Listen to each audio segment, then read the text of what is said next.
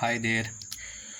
Our topic of discussion today is acquired immunodeficiency syndrome, which is also known as AIDS, and it is called by a retrovirus, which is called human immunodeficiency virus or HIV. So, this disease is basically characterized by marked immunosuppression, which leads to the multiple opportunistic infections, as well as there are also neurological manifestations. So, what is retrovirus? Retrovirus is basically a kind of virus which has enzyme reverse transcriptase, and it can use its RNA template to synthesize the viral DNA, and this viral DNA is incorporated into the DNA of the host and leads to the production of viral products and lead to the multiplication of the virus. Okay, so AIDS basically immunosuppression due to AIDS is basically a kind of secondary immunodeficiency, and other causes of secondary immunodeficiency include malnutrition, chronic infection, chemotherapy, radiation therapy, or immunosuppressive drugs to treat various autoimmune condition, as well as prevent graft rejection. So basically AIDS is a secondary immunodeficiency. So next we move toward you need not to study this. Next we move toward the epidemiology. So it is most common among the homosexual or bisexual men. Homosexual or bisexual men are the principal targets of this disease, and they count about 50% of the reported cases. Moreover, among the heterosexual, the mostly affected are the women who are infected by their male partners, and these male partners have contacted with the high risk population. So it can be in a way that a person who was homosexual and he picked up the virus from somewhere and then transferred it to the female. Moreover, the other high risk group is IV drug abusers who share needles and syringes are also prone to HIV infection, and the hemophilia patient who receive the factor 8 and factor 9 are also prone to this infection because they may get infected factors. Moreover, the patient receiving the unscreened blood transfusion can also develop this infection, and this infection also passes on from mother to the child, and this is also a principal cause of transmission, and about 5% of cases these factors can't be determined. Okay, so principal mode of transmission of this virus is sharing of the body fluids, or either exchange of blood or other body fluids, which may include saliva, which may include semen, and so on, or which may include milk also. So the principal modes of transmission of this virus are one is sexual transmission, and it is common among the more common among the homosexuals, in which the virus may enter through any mucosal break in the anal canal or in oral cavity. Other mode of transmission is parental transmission, which is by use of contaminated syringes as well as the contaminated blood or blood products. However, with the routine screening, the parental transmission by blood or blood products has declined. However, in IV drug abusers who have no sense of screening or avoiding the use syringes, this transmission is common. Moreover, this virus is transferred from mother to infant, and this transmission can occur through transplacental transmission, as well as during delivery through affected birth canal, as well as after birth, after delivery through breast milk. But the highly active antiretroviral therapy has reduced the risk of maternal to child transmission to some extent. Okay. However, these treatment facilities are not much developed in the developing countries, in which this transmission still occurs. However, the transmission via household contacts, for example, contacts at a household or workplace or school, with contacts with clothes or patient belongings, is not a cause of disease spread. Moreover, the disease spread by insect bites is also absent, and healthcare workers can get the disease after a needle stick accident, in which a needle prick. However, the antiretroviral therapy within 24 to 48 hours after a needle prick reduces the risk of infection, and in needle prick cases the risk of infection is about 0.3%. However, in hepatitis it is about 30%. So hepatitis B in needle prick cases spreads more fastly, and occurrence is more common as compared to the HIV. Next, move toward the properties of HIV. You are now supposed to cram all this, just pick up some basic points. For example, HIV is a retrovirus and it belongs to lentivirus family. It has two types, HIV1, HIV2, and it is spherical and has a protein covering capsid protein P24, which is its principal antigen against which antibodies are produced. Other protein is the nucleocapsid protein P7 and P9, and it has two copies of viral genomic RNA, reverse transcriptase enzyme, protease enzyme, and integrase enzyme, as well as it has two proteins, glycoprotein 120 and glycoprotein 41, which helps its attachment to the host. Okay, so these some basic points about its structure are enough for you. So this is structure shown here, and this is its covering, and these are viral RNA and enzyme present inside its structure, and these are glycoprotein 120 and 41, which we'll study in next mechanism, how it affects the cell. Okay, next we come toward the pathogenesis of HIV. So HIV basically targets CD4 T cells, and in addition to CD4 T cells are its principal target. However, it also infects macrophages as well as dendritic cells. And how its life cycle occurs? Its life cycle occurs basically in the cells who have CD4 receptors. It does not interact with the cells which are lacking CD4 receptor. Its principal target is basically CD4 receptor, which is required for its binding. So this is CD4 receptor and this is chemokine receptor. So what happens? This is a viral particle having glycoprotein 120 and glycoprotein 41. So what happens? Glycoprotein 120 is binding with CD4 receptors, and when glycoprotein 120 binds to the CD4 receptor, there is a conformational change, and this conformational change helps, here it is written that when there is a conformational change, the co-receptor, which is chemokine receptor, also become active, and there is also binding with the co-receptors. Okay, so next there is after binding with CD4 receptor, there is a conformational change, and there is also activation of chemokine receptor, and then there is binding with the chemokine receptor, and then occurs in conformational change in the glycoprotein 41, and this conformational change in glycoprotein 41 leads to the binding with the membrane, and fusion occurs, and after fusion the virus injects its viral RNA genome into the host, and in the host reverse transcriptase become active and lead to the production of DNA, viral DNA, and this viral DNA move to the nucleus and it gets incorporated into the host DNA. However, to replicate, this cell should be activated or stimulated. This is basically CD4 T cell, and it need to be activated so that a virus can synthesize its copies. So when a person immune response become active by intrusion of some foreign particles or the virus, HIV may be a cause of stimulation, which lead to the production of cytokines, and cytokine bind to cytokine receptor, which lead to the activation, and this activation lead to the transcription of HIV genome, and viral RNA is produced, which are then assembled with the viral proteins, and cell it buds out from the membrane, and new copies of the virus are produced. So in this way the virus completes its life cycle. Okay, so this was the basically written for life cycle. So here it is, completion of viral life cycle in latent infected cell occurs only after cell activation. When cell is activated, so viral cell cycle will be completed. Okay, during activation of the cell, what happens? Some transcription factors are upregulated, including NFK beta, and this NFK beta receptor bind to the regulatory sequence within genes, and when it bind to genes, this binding lead to the activation of activation of viral gene expression, and then you can say occurs replication of virus occurs. Okay. And this phenomena in which virus survives within host cell, and when the immune response become active, virus multiplies, and this multiplied virus in turn activates more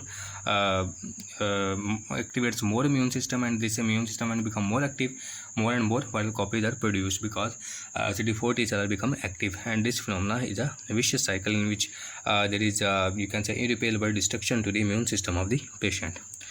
Okay, and this is also, this terminology also linked as subversion from within, or you can say attack from within, in which HIV is surviving inside the host cell, and macrophages are becoming physiologically active against the virus, and when macrophages become active, they release cytokine, and this cytokine activates CD4 T cell, and CD4 T cell after becoming active lead to the production of more and more viral particles. So this is a subversion from within, or you can say attack from within the cell. Okay. So how T cell are depleted or how T cell die out by virus? Active growth of virus lead to the destruction of the T cells by cytopathic effect of the virus.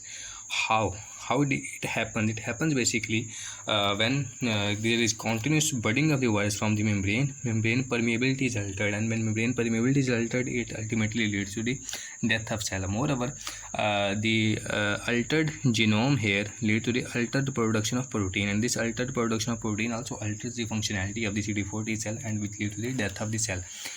Moreover, there are also other mechanism of death which are when there is infection of HIV, unaffected cell also become chronically activated, and these once lymphocytes are activated, after some time they lead to the apoptosis.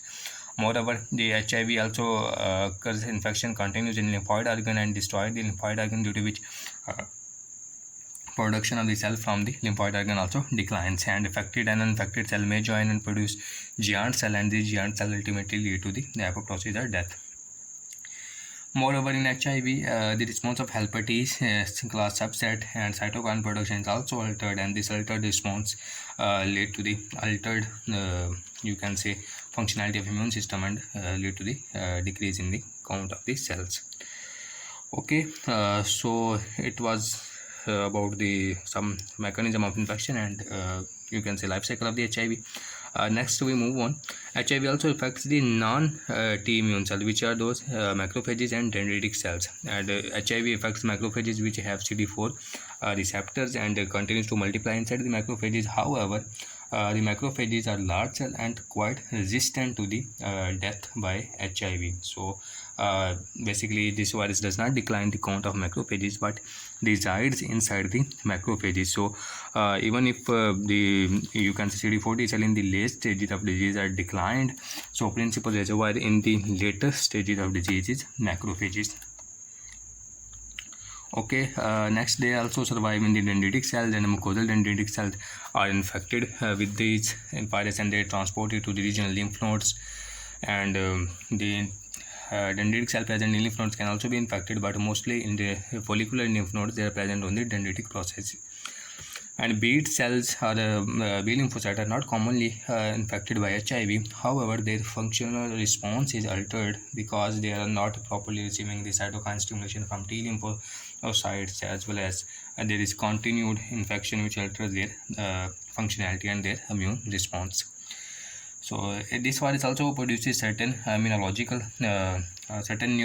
symptoms, and these neurological symptoms are not basically due to infection of neurons but due to certain viral products and soluble factors or cytokines which are increased in the blood, which include cytokine interleukin 1, tumor necrosis factor, and interleukin 6, which are increased in this infection because there is a continuous infection and continuous activation of the immune system, which lead to the production of neurological symptoms.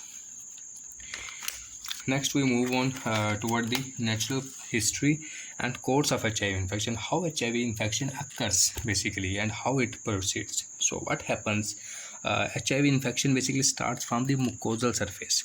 When a person is infected and it transmits the infection to other person, so some breach in the mucosal surface allows the HIV to enter into the host, and it interacts with the CD4 T cell present in the tissue, and these CD4 T cells, after getting HIV, they die out. However, the dendritic cell present there pick up this HIV and they transfer these dendritic cells transfer HIV to the regional lymph nodes.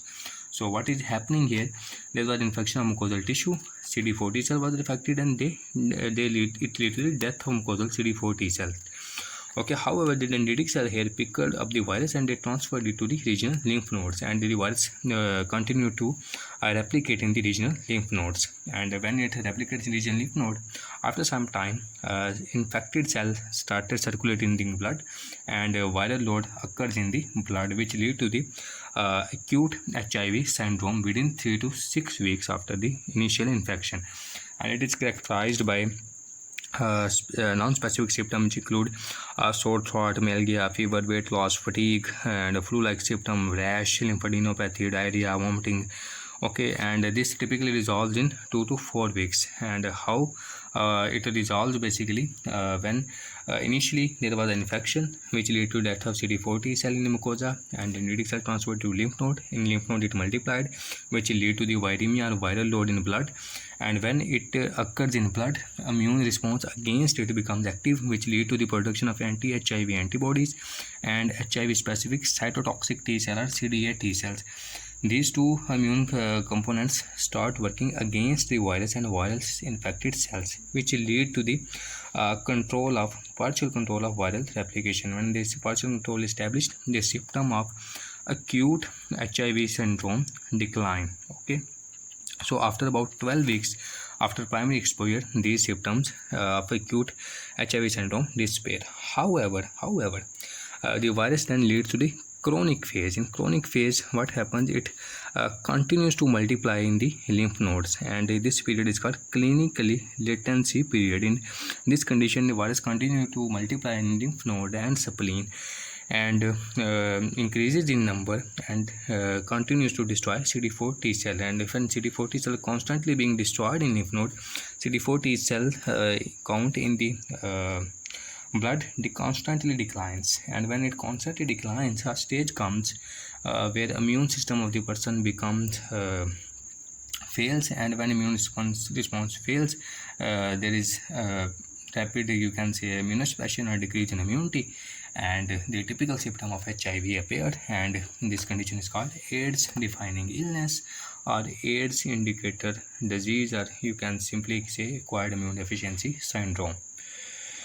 Okay, so in this way, this infection is occurring. Initially, there was acute phase. This acute phase was then controlled by human immune system. Then virus moved to chronic phase or clinical latency period, in which it grew into the lymph node. And after going into lymph node, it lead to the destruction of the CD4 T cell, which lead to the marked immunosuppression, and typical symptoms of the disease then appear. Okay, the extent of viremia, or you can say viral load, is measured by HIV-1 RNA present in the blood, which is the marker of disease progression.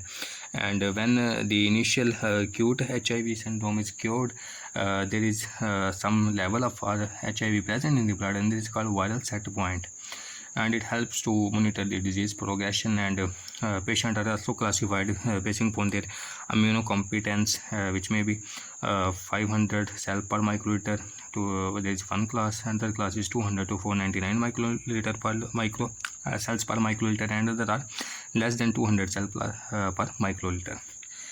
Okay, and patients stay in the chronic phase or clinical latency period for up to 7 to 10 years after them that their immune system fails. However, some patient can control it for longer time, which are called long-term non-progressors, in which symptoms of typical HIV syndrome don't appear for more than 10 years. However, some patient even continue or became symptomless for long period. These are called elite controllers, in which their immune system balances, or you can say tackles, the HIV load for a longer duration of time, and does not allow it to cause immunodeficiency or typical HIV symptoms. These are called elite controllers. Okay, so here was the basic some structure of HIV, how it causes infection, and what is its life cycle. So this diagram basically is quite important. Here, what was some important topics from exam point: epidemiology, which are high risk groups, how its transmission occurs, and next is properties are not much important. We have some basic idea here, that's enough. But this diagram of life cycle is quite important. It is quite important for the exam viewpoint. Then mechanism of T cell depletion, and next is this one, natural history and course of HIV infection. This is important. Next, we move on toward the clinical features of HIV. You can only go for the names of the diseases or conditions linked with it. So it leads to multiple opportunistic infections, which include pneumocystitis, gyrovirus infection, candida infection, cytomegalovirus, as well as it can lead to the non-tuberculosis infection, which may be due to Mycobacterium avium complex, as well as Cryptococcus neoformans infection, which is also fungal infection, Toxoplasma gondii infection, which are parasitic infection, JC virus infection, herpes simplex virus infection. So only and only remember the names of different opportunistic infections here, and it can lead to the multiple tumors also, or secondary neoplasm, which may be capsulosarcoma, beta cell lymphoma, and cervical cell cancer in women, and anal cancer in men. And these specific tumors are called AIDS defining malignancies because they are common in the AIDS patient, and they are basically caused by oncogenic DNA viruses. Normal human immune response tackles these DNA viruses. However, in HIV patient, the risk of these viral infection increased, which lead to the production of tumors. For example, capsulosarcoma, which is caused by herpes virus, capsulosarcoma, herpes virus causes capsulosarcoma. Then Epstein-Barr virus lead to the B cell lymphoma, and human papilloma virus lead to the cervical or anal carcinoma. Okay. Next is detail of capsulosarcoma. It is basically a vascular tumor. You just read it once here. You need not to cram it all. So it is basically a vascular cell carcinoma, which is characterized by spindle cells, and the spindle cell grow, and there is correlation between the infection of the herpes virus or capsulosarcoma herpes virus, which is also called human herpes virus 8, which leads to the development of this, and this risk of this infection is increased in HIV patients. Moreover, there can be lymphoma, beta cell lymphoma, and this beta cell lymphoma can be induced due to oncogenic virus, Epstein-Barr virus, or it can be due to germinal center hyperplasia because of the continued infection. Moreover, HIV causes certain neurological manifestations, which include meningitis, and it can be encephalopathy, and these it can be vascular myelopathy, and these conditions are called HIV-associated neurocognitive disorder. Okay, so HIV controlled basically by antiretroviral drug therapy. It does not cure the disease, however, it helps to prevent the much more loss to the immunity, and helps to keep the viral set point for longer, and prevents the transmission from mother to child. However, the perfect control to this disease does not exist till now, but it can be controlled to some extent. Okay, so it was all about toward HIV and AIDS. Thank you.